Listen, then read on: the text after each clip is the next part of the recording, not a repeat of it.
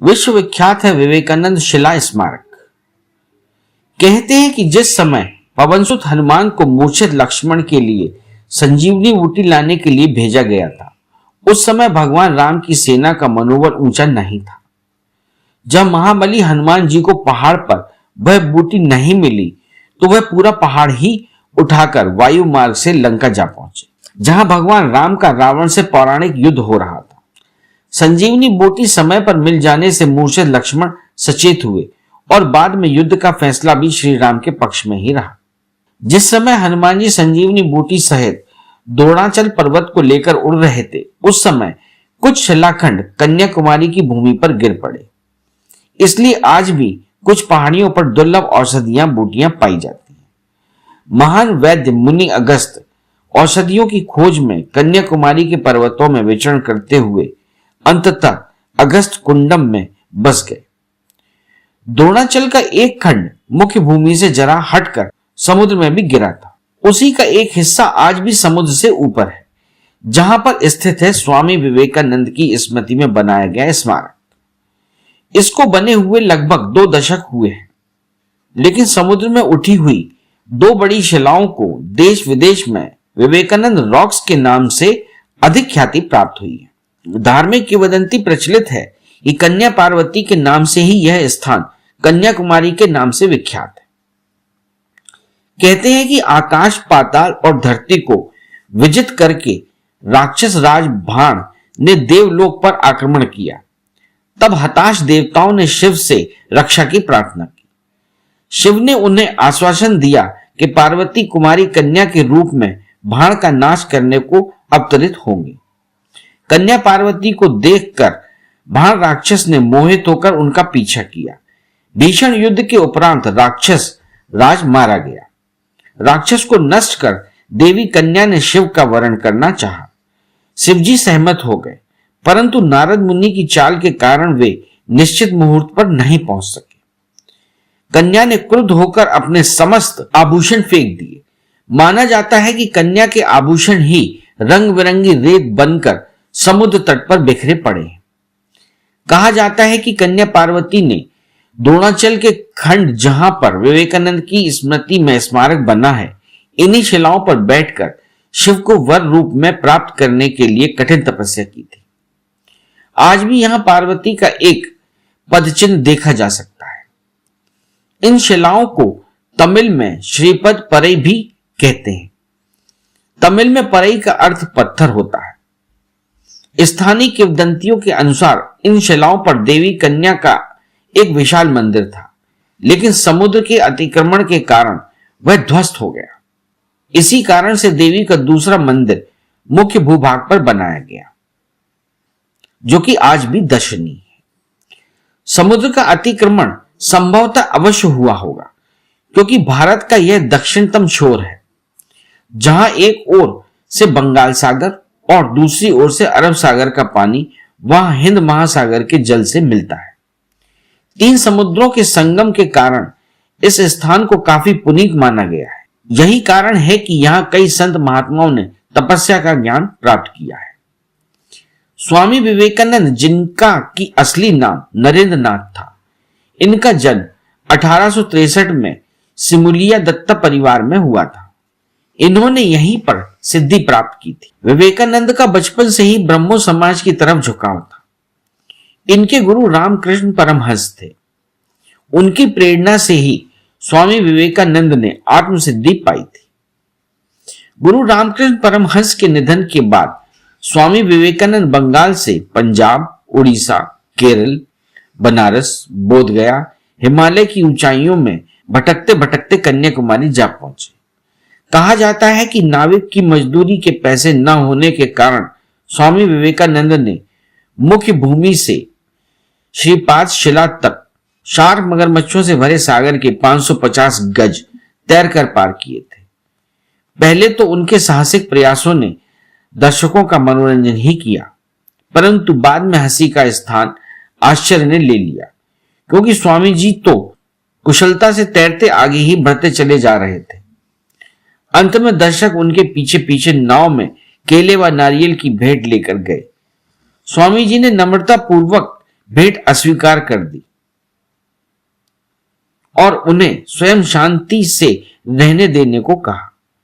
श्रीपाद शिला पर स्वामी जी निरंतर 3 दिन और 3 रात गहन ध्यान में लीन रहे और तब उन्हें निष्काम भाव से मानवता की सेवा के माध्यम से ईश्वर की सच्ची सेवा के चिरंतर उपनिषदीय संदेश की सत्यता का ज्ञान हुआ। तभी से श्रीपाद शिला विवेकानंद शिला के रूप में जानी जाने लगी। स्वामी विवेकानंद शताब्दी समारोह एवं विवेकानंद शिला स्मारक समिति ने 1964 में भारत माता के इस सपूत की स्मृति में एक स्मारक का निर्माण प्रारंभ किया। 6 नवंबर को सिर्फ 6 शिल्पियों की सहायता से, जो बाद में कार्य बढ़ने पर 400 हो गए थे, यहां पर 2 मुख्य निर्माण किए, विवेकानंद मंडपम तथा श्रीपाद मंडपम। विवेकानंद मंडपम, जिसमें स्वामी विवेकानंद की आदमकद मूर्ति एक घुमंतु साधु के रूप में स्थापित है। इस मूर्ति का निर्माण मुंबई के जे स्कूल ऑफ आर्ट्स के श्री NL सोनावडेकर ने किया था। विवेकानंद मंडपम में पल्लव स्थापत्य पर आधारित पत्तियों के डिजाइन छत, कड़ियों और स्तंभों पर की गई है। कलात्मक खुदाई और आय विस्तार शिखरम नाम का चतुर्भुज शिखर अति आकर्षक है। प्रस्तरम कहा जाने वाला निचला भाग अजंता शैली में बना है। प्रस्तरम के नीचे 3 स्तंभ भी अजंता शैली के हैं। छत के बीचों बीच एक पद्म बना हुआ है। मुख मंडपम की पिछली कड़ी और स्वागत पर पारंपरिक प्रतीक गज पूर्ण कुंभ उत्कीर्ण है। चोल शैली के पारंपरिक पुष्पाभरणों से उत्कीर्ण चमकदार नीले ग्रेनाइट के द्वार वाला मुख मंडपम बहुत सुंदर है। प्रतिमा मंडपम में 4 चित्र कंठ स्तंभ और 8 चित्र स्तंभ है।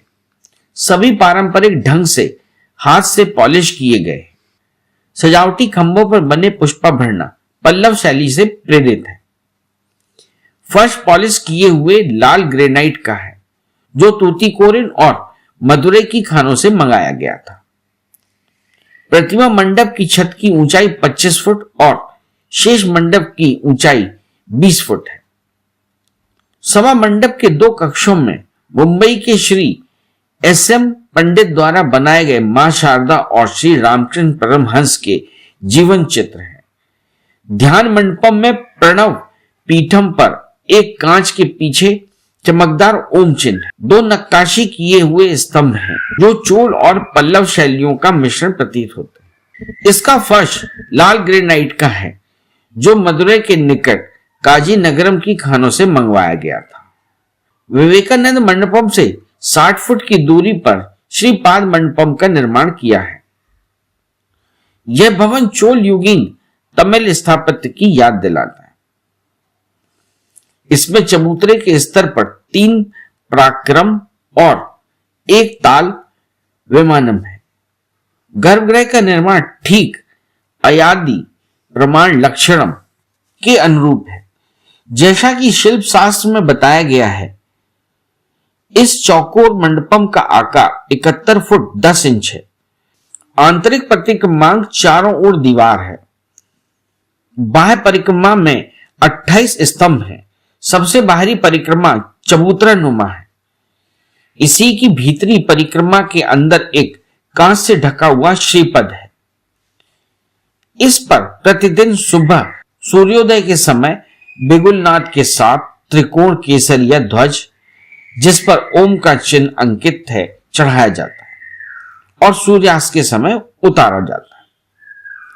विवेकानंद शिला स्मारक का निर्माण 6 वर्षों में पूरा करके दिनांक 2 सितंबर 1970 को रामकृष्ण मिशन के स्वामी वीरेश्वरानंद ने प्राण प्रतिष्ठा की और उसी दिन तत्कालीन राष्ट्रपति श्री वीवी गिरि ने एक जन समारोह में इसका उद्घाटन किया था। 7 जनवरी 1972 को स्वामी जी के 110वें जन्मदिन से शिला स्मारक समिति ने स्वामी जी के सेवा संदेश के प्रति पूर्णतः समर्पित एक सेवा संगठन की स्थापना की और अपनी गतिविधियों का द्वितीय चरण प्रारंभ किया। इसे प्रभावपूर्ण तरीके से करने के लिए समर्पित, प्रशिक्षित और प्रतिभाशाली पुरुष और महिला जीवन वृत्तियों के एक सन्यासी संघ की स्थापना की गई, जिन्हें सभी क्षेत्रों में सेवा गतिविधियां आयोजित करने के लिए भेजा जा सके। आज यह संस्था विवेकानंद शिला स्मारक और विवेकानंद केंद्र के नाम से विख्यात है। विवेकानंद शिला स्मारक के पास ही तिरुवल्लुवर जी की 41 मीटर ऊंची मूर्ति दर्शनीय है। मुख्य भूमि से शिला स्मारक तक पहुंचने के लिए मोटर लॉन्च सेवा है, जो सुबह से शाम तक हजारों व्यक्तियों को यहां आने जाने की सुविधा उपलब्ध कराती है। मोटर लॉन्च का आने जाने का किराया मात्र 25 रुपए प्रति व्यक्ति है। दुनिया के प्रत्येक कोने से हर रोज यहां पर्यटक आते हैं। हर नई सुबह की पहली किरण के साथ ही श्रीपाद पताका फहराई जाती है, जिस पर अंकित ओम के माध्यम से जैसे स्वामी विवेकानंद का संदेश सूरज की अंतिम किरण तक चारों ओर प्रसारित होता है। गर्मियों में कन्याकुमारी का अधिकतम तापमान 34.8 डिग्री सेंटीग्रेड होता है तथा सर्दियों में न्यूनतम तापमान 22.4 डिग्री सेंटीग्रेड तक रहता है। अतः कन्याकुमारी पर्यटकों को संपूर्ण वर्ष अपनी ओर आकर्षित करता है। कन्याकुमारी दक्षिण रेल का दक्षिण भारतीय अंतिम रेलवे स्टेशन है, जो देश के प्राय सभी प्रमुख नगरों से रेल मार्ग द्वारा जुड़ा हुआ है। कन्याकुमारी सड़क मार्ग द्वारा दक्षिण भारत के प्राय सभी प्रमुख नगरों से जुड़ा है, जैसे त्रिवेंद्रम, चेन्नई, एर्नाकुलम आदि। वायु मार्ग से जाने वाले पर्यटक त्रिवेंद्रम तक वायु मार्ग से पहुंच सकते हैं, जो कि कन्याकुमारी से 86 किलोमीटर की दूरी पर स्थित है। त्रिवेंद्रम से कन्याकुमारी तक बस, टैक्सी अथवा रेलगाड़ी किसी भी साधन से पहुंचा जा सकता है। त्रिवेंद्रम बेंगलोर, मुंबई, दिल्ली, चेन्नई, कोचीन, कोलंबो आदि नगरों से कन्याकुमारी वायु मार्ग द्वारा जुड़ा हुआ है। कन्याकुमारी में पर्यटकों के ठहरने के लिए कई होटल, लॉज, धर्मशालाएं आदि उपलब्ध है। अरे हाँ, इस चैनल को लाइक और सब्सक्राइब करना ना भूलें। देखते रहिए बंजारा बीट्स।